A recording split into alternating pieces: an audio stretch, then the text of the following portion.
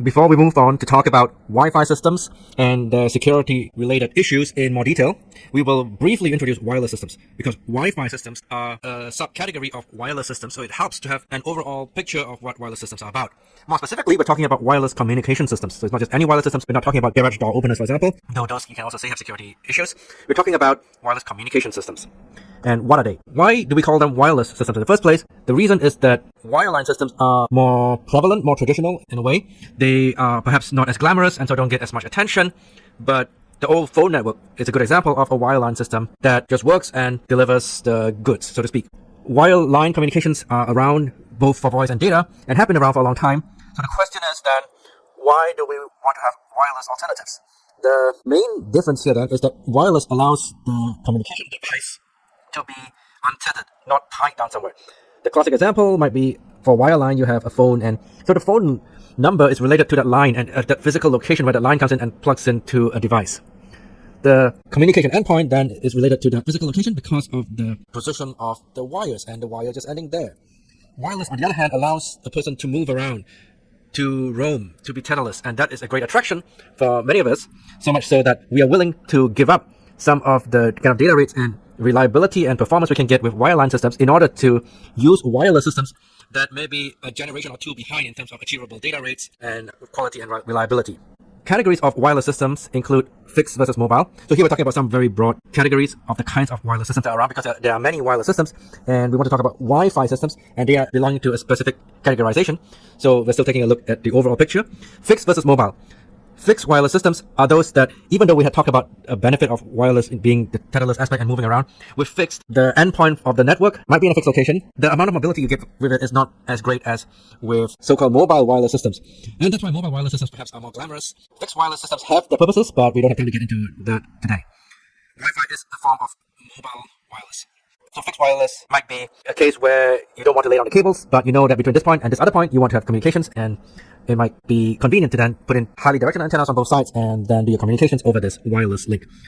There's also terrestrial versus satellite, and most of the communications we will be concerned with in this course are terrestrial, because Wi-Fi systems are generally terrestrial systems. Satellite systems are much longer range, and they make use of satellites orbiting the Earth to facilitate communications. There's also broadcast versus personal modes of communications. Broadcast will be things like radio and TV, where it's going from one to many. It's not personal because of that. You don't get a personal TV signal from the broadcast station. Now, of course, there's things like Netflix where you get more personalization, but that has to do with the application and distribution, and it's not a broadcast model. Coverage area, data rates, and kinds of communication. These are also other ways where we categorize wireless systems. And we will see more examples in the next slide. But when we talk about kinds of communications, some might be more focused on voice, some on data, maybe specific kinds of data with specific requirements. So here are some examples then of wireless systems. I've already mentioned about radio and TV as classic examples of terrestrial broadcast systems. There might also be satellite broadcast systems because of the wide areas that TV or radio might try to reach, especially TV. So you might have satellites involved. They are fixed and they have large coverage areas. The data rates are increasing these days as we have higher and higher resolutions, the quality going up. So HD TV and then Ultra HD and 4K and various sorts of standards for higher and higher resolution and better quality of TV signals. Then the cellular, so things like mobile phones, Wi-Fi and so on, fall under this. That's because the geographical area might be distributed, broken down into different cells, where there's some kind of frequency reuse. And that helps to use the spectrum more efficiently, because you can reuse frequencies in cells that are not necessarily next to each other, but maybe some distance away. And there's the frequency planning and so on that goes into that. So cellular networks are very popular. Most people have mobile phones, and these are terrestrial, personal, mobile, metropolitan area networks. So kind of a few kilometers or miles in radius, compared with the wireless LAN networks like Wi-Fi, also known as 802.11. And these are similar to cellular in some ways, like being terrestrial, personal, mobile, but they're smaller coverage area, local area network. And these days we're getting higher and higher data rates with them. Of course, there are other differences between cellular and Wi-Fi as well, but this shows that there's a lot of similarities. One of the differences I can point out is that cellular tends to use licensed bands, whereas Wi-Fi is unlicensed. We continue with our brief introduction of wireless systems, ending by zooming in to Wi-Fi in particular, and that's where we'll be spending the rest of this course. We had talked about a variety of different kinds of wireless systems and categorization for wireless systems in the previous video. Now let's consider why wireless in the first place. As alluded to in the previous video, performance of wireless systems is not as good as wireline. In what way is it not as good? There's data rates, for example. The reason that we have performance is not as good is because wireless is more difficult, more challenging. Given the state of our understanding of signal processing and various kinds of technologies, we can always do better in the less challenging environment of wireline communications, meaning that the channels are easier to model, they are not so time varying as wireless channels, you don't have multipath and other things as much as wireless, so it's easier to get better bit error rates and higher overall throughputs and things like that. But people still are very interested in wireless and use it because of other benefits. So things like the ability to move around when using wireless communications. You don't have to be tethered to some wire that's connected to this device. So from the performance point of view, then wireless is not as good, but people want to use it for other reasons. So as long as we can get decent performance as far as performance is concerned, people are okay. Generally 1 or 2 steps behind wireline. From the point of view of security, it's harder than wireline because of various features that we'll be talking about in subsequent videos, so we will postpone this for now. But because of convenience, mobility, and freedom, people want to use wireless. Just one example of the many places where we see people really love Wi-Fi is just to look at some surveys that were done of travelers. And the fact that they might look for hotels that have good Wi-Fi services, maybe free Wi-Fi service, and even that the availability of Wi-Fi or lack thereof could be a deal breaker as far as deciding whether to stay in a particular place or not. Things like that. Now, just to do a final big picture comparison between Wi-Fi and other wireless systems before we zoom in on Wi-Fi and remain there for the rest of this course, let's compare Wi-Fi with some other similar types of technology. So these are also terrestrial systems and tend to be used for personal communications, not really broadcast communications. We can compare Wi-Fi with cellular on the one side and Bluetooth type systems on the other side, because Wi-Fi is a wireless local area network system, so it generally means a few hundred meters radius or diameter of coverage, and that's smaller than what we see with cellular systems. So things like 3G, LTE, and so on, those are cellular. Those are wireless metropolitan area networks or wide area networks. And then on the other side, you have Bluetooth, smaller coverage areas like 10 meters or even as low as 1 meter, wireless personal area networks, WPAN. And technologies like Bluetooth are more for cable replacement, short distance communications, very short. Whereas cellular, you can see some other differences besides it being wider area. It also came from telephony routes where data was added later on, whereas Wi-Fi came from data communications routes. It started with data communications from day one, and voice over Wi-Fi is just another application. It's just another data application that goes over Wi-Fi. So you'll be some kind of voice over IP over Wi-Fi. It doesn't have special provision for voice, unlike cellular, which had these very different routes. So therefore, Wi-Fi focuses on enabling wireless local area network and data. Today, we see Wi-Fi everywhere. It's in all kinds of devices and appliances, laptops, mobile phones, set-top boxes, various things everywhere. And one thing we would like to also add is that it uses unlicensed bands and has been doing that since the early days, because it's a different model from cellular systems. With cellular, you have licensed bands, and so then certain operators would pay high amounts of money to a government and license the spectrum, and then they can use it and operate the system. With Wi-Fi, it's more for free-for-all. Different people can deploy the systems, and these are found in homes, offices, etc. You don't need licenses, but security issues abound. It could be argued that it's related to this kind of more free model of deployment. There's less control. There's also other reasons for the security issues, and we will get to those in subsequent videos. Welcome to this course on Wi-Fi penetration testing. This course is an introductory course in Wi-Fi penetration testing. It introduces you to wireless systems and Wi-Fi systems in particular, followed by security and Wi-Fi security. Then goes through various information about Wi-Fi security to help you to understand Wi-Fi security. Unlike wireline systems, wireless systems have certain additional security-related challenges. For example, because wireless is an inherently broadcast medium, so it's a bit more difficult. It's not impossible, but there are those challenges, and it's good to be aware of those challenges when trying to design security for wireless systems. Various security mechanisms will be looked into, and these include things like WEP, WPA, both PSK or personal mode, and enterprise mode. Now, it turns out that Wi-Fi security historically has been very weak. There are reasons for that. So it is another sub-objective then within this objective of understanding Wi-Fi security, where we would be giving some reasons why this was the case. And another thing that we'll look into then is vulnerabilities and then exploits related to Wi-Fi security. Because for you to be able to do Wi-Fi penetration testing, you need to understand the vulnerabilities of Wi-Fi systems and how they are exploited. This understanding of exploits will not be just purely theoretical, but also practical. So considerable time will be spent to demonstrate various practical exploits that can be done on Wi-Fi systems, and these will be using certain hardware equipment, software equipment, and so on, and these will be covered in the videos later on. Besides understanding Wi-Fi security, we want to understand, as mentioned, how to exploit Wi-Fi system vulnerabilities. There are certain principles behind these exploitations, and so we will cover these and the related theory of what's going on, because we don't want you to be just some kind of like script kiddie, just running scripts without understanding what's happening. The problem with being a pure script kiddie with limited understanding of what's happening is that whenever there's some change, something a bit different, something unexpected, you might have trouble coping with that. So once you understand the principles and the theory, then when there's some changes, for example, the Wi-Fi access points might start using certain defense mechanisms. Let's say against WPS, we will see that certain defense mechanisms have evolved over time. Then you will be better able to deal with these unexpected defense mechanisms and perhaps find ways around them as well. So you can be creative even while using these tools that we will show you. And of course, so we will show the tools as part of the course.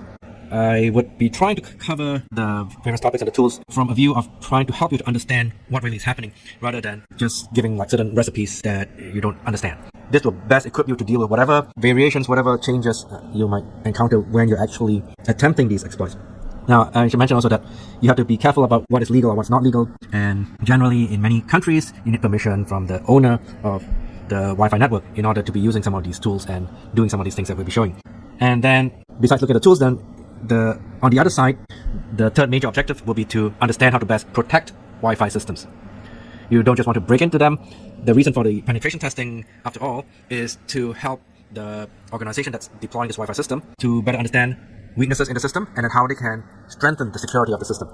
So eventually we'll end up with seeing and understanding why WPA2 Enterprise is the best way to secure Wi-Fi systems. In practice, there are, even if you're using WPA2 Enterprise, there are different ways of going about it, because it reuses things that are more general, so things like EAP, Extensible Authentication Protocol, and EAP is so flexible it can be used with certain weak authentication protocols. Also could be used without end-to-end encryption. So there are certain ways of using EAP that are recommended and are stronger.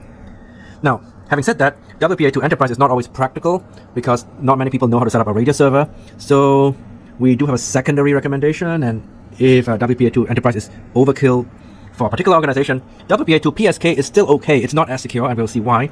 But the main thing is a strong password. So it should be something that's basically impossible to find in any of the word lists that might be out there, or even combinations or variations of words in word lists.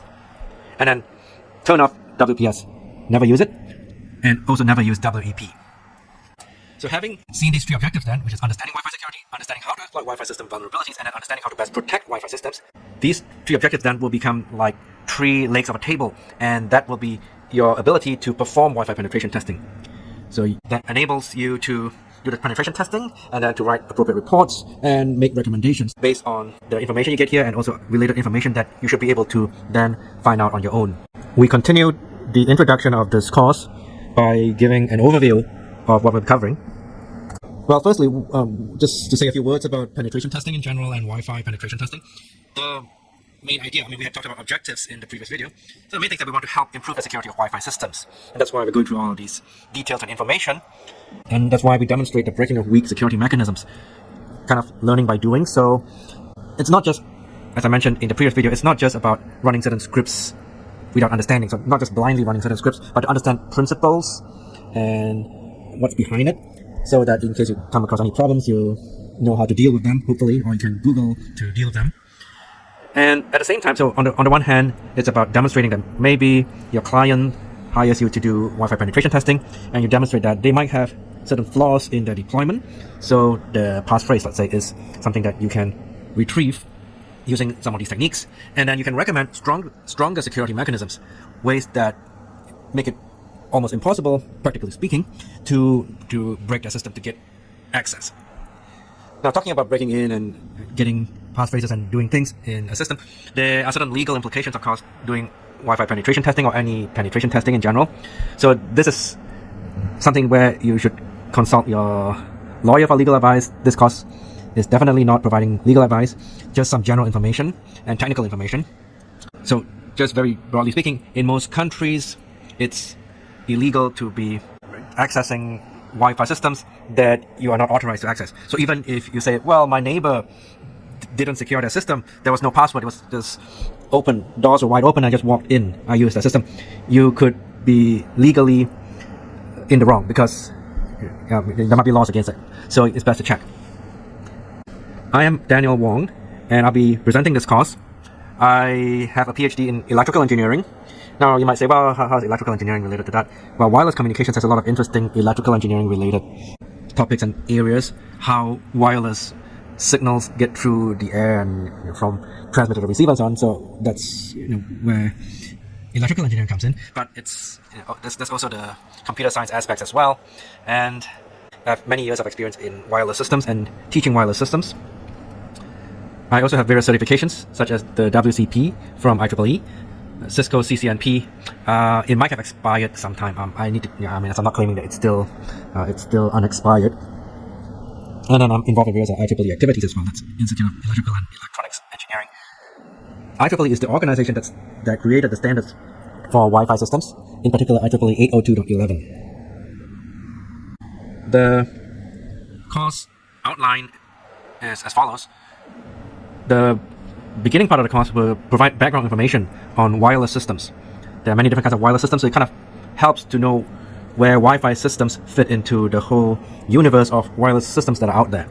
We want to know the different characteristics compared to other wireless systems, so that gives us some perspective and context for talking about Wi-Fi systems. Then we go into talking more specifically about Wi-Fi systems, the different variations, the frequency bands and things, especially where it relates to things that we will be needing to understand in order to better appreciate what we do in penetration testing of Wi-Fi systems.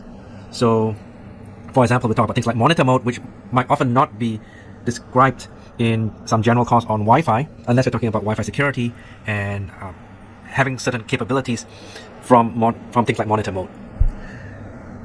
There will be some brief introduction and coverage of network security principles and practice, but this is by itself a very broad area, so we wouldn't be able to get into a lot of detail there either. Again, we focus on aspects that then are related to things that we will be doing in terms of the practical demonstrations.